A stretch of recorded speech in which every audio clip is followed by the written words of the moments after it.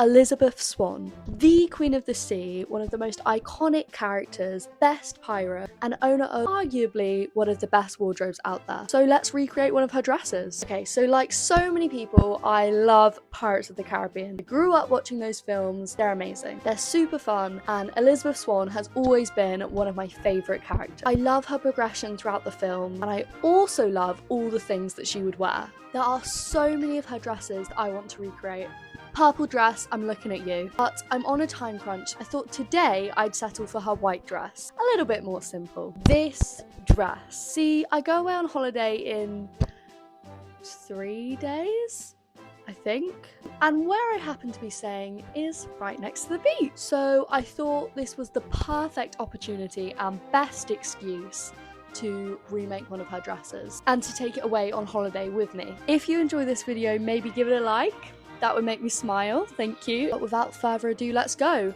Let's make this dress. Okay, so first things first is laying out the fabric so I can cut it. In an ideal world, I would have a cutting table, and maybe one day I will have one, but this is not that day, so to the floor we go. This fabric is just your basic white sheeting fabric. I bought this secondhand from the charity shop, so it only cost me £2, which is an absolute bargain if I do say so myself. So I'm just smoothing out the fabric, which is slightly counterintuitive, as you will see me momentarily sitting on top of said fabric. Hey, we've not got a lot of room, okay? So here's the pattern I'm using. It's self-drafted, not for this dress specifically, so I'm going to adapt it. But my friend Juliet, who is wonderfully knowledgeable on many things including sewing, helped me draft it as a sort of generic fantasy base, which essentially means it fits me perfectly. If you see me on my Instagram making my sort of pink fancy medieval dress, this is the pattern I'm using for that.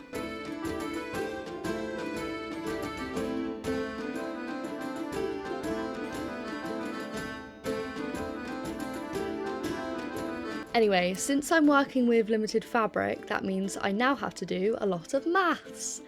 Yay! I actually, fun fact, almost did maths as an A-level, although I then switched at the last moment to just doing English literature instead, which I think, personally, was a very wise decision.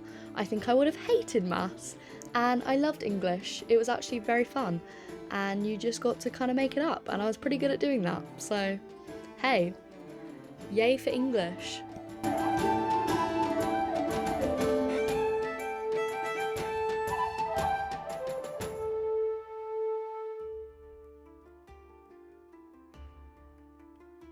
So next is on to pinning the pattern pieces down. Since I've now done the maths, I can measure out onto the fabric where I need to place each piece so that they will all fit and I won't run out of fabric. This often involves measuring, moving things around, remeasuring over and over again.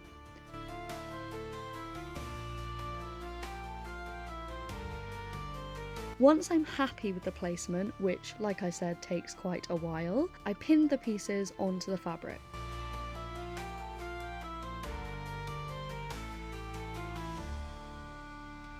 This process can take a while, and obviously when you've not got enough floor space, it can also be quite frustrating. But to be honest, once you get in the groove, it's not too bad. You do have to move around a lot, so you kind of want to make sure you're in the mood to be doing that when you do this task.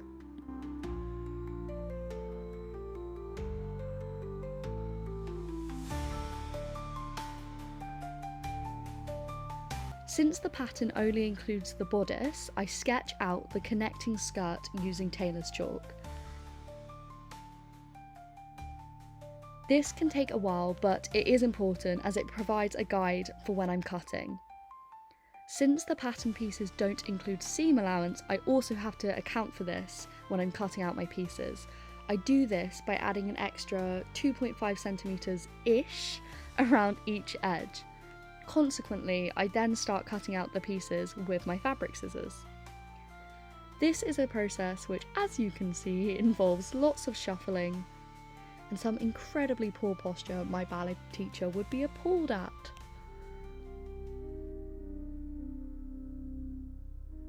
Also, by checking at this stage, it means if you have made any mistakes, you can sort of easily go in and correct them, which would be a lot harder to do later on in the process. So this is what the pieces all look like cut out, laid next to each other. I can then join them together, which I will do in a moment, but this is roughly what they look like. Like I said earlier, the pattern isn't cut with seam allowance, so this is me just using tailor's chalk to sketch around the pattern pieces. This just makes my life so much easier when I come to pin them together, because I can literally see a guide of where I should be putting the pins. With all the pieces cut, I can then start pinning them together. I make sure I lay my pieces right sides facing so they'll be sewn the correct way. I only pin the bodice because since the skirt is just straight, it's not really necessary. I pin the pins parallel to the edge of the fabric so I can try it on and ensure I've got a good fit, which is very important. I want it to fit me well. It is worth noting that some people prefer to pin their pins adjacent to the edge, so sort of at a right angle. Obviously, I'm pinning them parallel just because it means I can try the piece on. This is a bit more important when you're doing a self-drafted pattern or something you haven't done before, or you haven't done a mock-up yet, whatever it is. It just makes it much easier before you're sewing, so you can sort of just check everything is as it should be. Now the bodice is pinned, this is where we're at. I'm basically just checking the fit here to ensure there are no issues before I start sewing the pieces together. I'm pretty happy with this fit, so I think I'm ready to start sewing.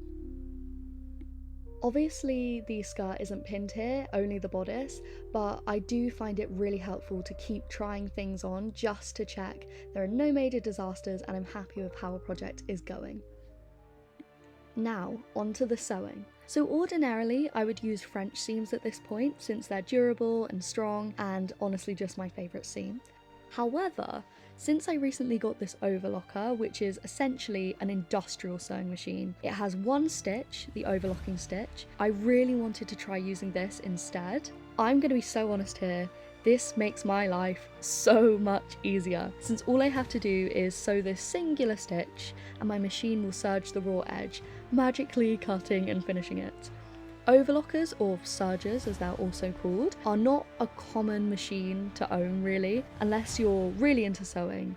So I would definitely recommend French seams at this point if you're doing a project similar, because your seams will be neatly finished and super strong. The actual sewing, especially when you're sewing the bodice and skirt pieces together, can be quite time consuming, but it's also very methodical. I always have some music or a show playing in the background, and I tend to almost zone out by this point and sort of just go on to autopilot.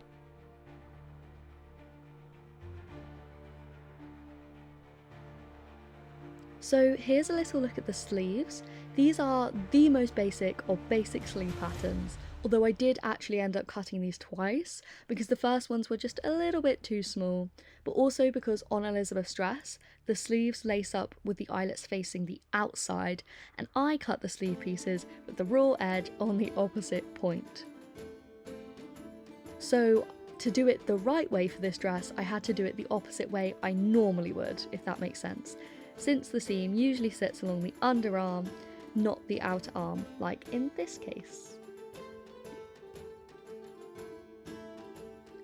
With the main dress pieces sewn, I trimmed the bottom of the skirt so that all pieces were aligned evenly before hemming the edge with a rolled hem. I hemmed the bottom on my normal sewing machine with a rolled hem. To ensure the hem sits flat, I used an iron to press the seam. Ironing is super important because without it, the fabric will sit up at funny angles and cause you problems.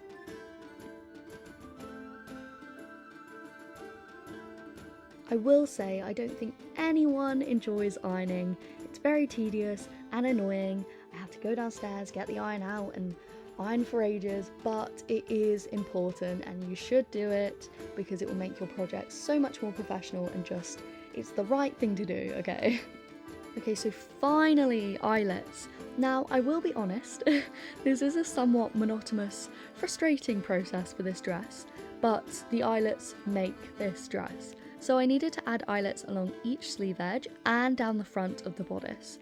This genuinely took me so long, and I was hunched over the whole time in a very unattractive stance. By the end of it, my arms and back were indeed aching, but hey, it's worth it. We got there in the end. On the actual dress, the eyelets are hand bound, and while I may get round to that one day, for now I'm content with leaving them gold. I like how it looks, and again, we are indeed on a time crunch, so it's a compromise.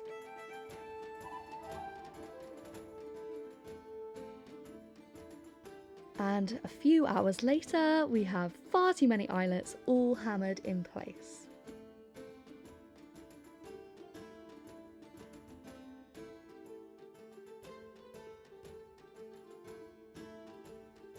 To actually lace up the sleeves and the bodice, I stole some twine from my dad. Hopefully he won't see this video, I don't think his attention span is long enough anyway. But with that done, we have a completed Elizabeth Swann dress. So I do have some footage when I tried this on in my garden, but more excitingly, let's look at when I took it on holiday and wore it by the side of the sea, of the French Sea. I'll shut up, but please watch this montage because my dress and I travelled very far for this.